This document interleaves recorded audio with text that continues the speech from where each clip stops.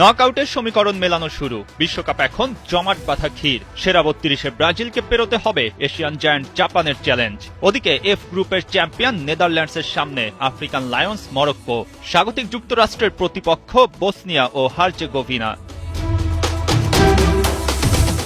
Group F runner up খেলবে 5 বারের বিশ্ব চ্যাম্পিয়নদের সাথে। হিসাবটা ছিল বরাবর। একদিকে নেদারল্যান্ডসের মুখোমুখি হয়েছিল তিউনিসিয়া, অন্যদিকে জাপানের সাথে লড়াইটা ছিল সুইডেনের। সেলেসাও ভক্তরা বেশ মনোযোগ দিয়ে ম্যাচ দুইটিতে নজর রাখে।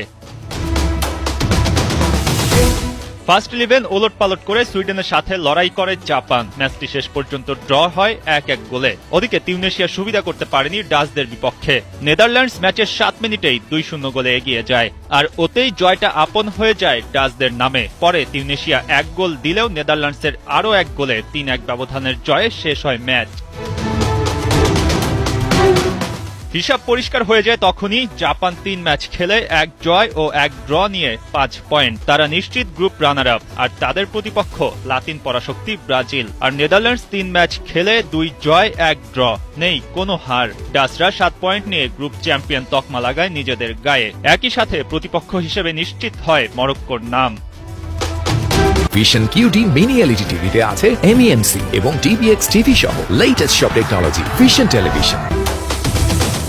আগামী 29 জুন রাত 11টায় যুক্তরাষ্ট্রের হাউস্টন স্টেডিয়ামে জাপানের বিপক্ষে রাউন্ড অফ 32-তে লড়বে ব্রাজিল। ওই ম্যাচে যারা জিতবে তারাই নিশ্চিত করবে পরের রাউন্ড, আর হারলেই সরাসরি বিদায়। লাতিন জায়ান্টদের জন্য মোটেও সহজ হবে না ম্যাচটি।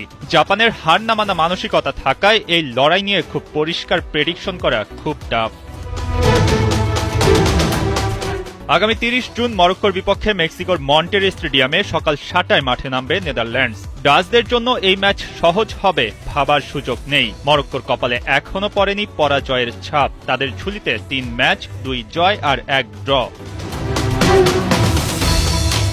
ওদিকে গ্রুপ ডি চ্যাম্পিয়ন স্বাগতিক যুক্তরাষ্ট্র। তুরস্কের বিপক্ষে একেবারে শেষ মুহূর্তের গোলে হারের তেতো স্বাদ মেনে নিতে হয়েছে। যদিও তুরস্ক বিদায় নিয়েছে আগের 2 ম্যাচ হেরে। রাউন্ড অফ 32-তে যুক্তরাষ্ট্রের প্রতিপক্ষ বসনিয়া। গ্রুপ ডি থেকে অস্ট্রেলিয়াও নিশ্চিত করেছে পরের রাউন্ড, কিন্তু লাতিনের আরেক দেশ প্যারাগুয়ে পড়ে আছে 3rd প্লেসে। নকআউট স্টেজের বাকি দলগুলো নিশ্চিত হতে আর বেশি সময় হাতে নেই।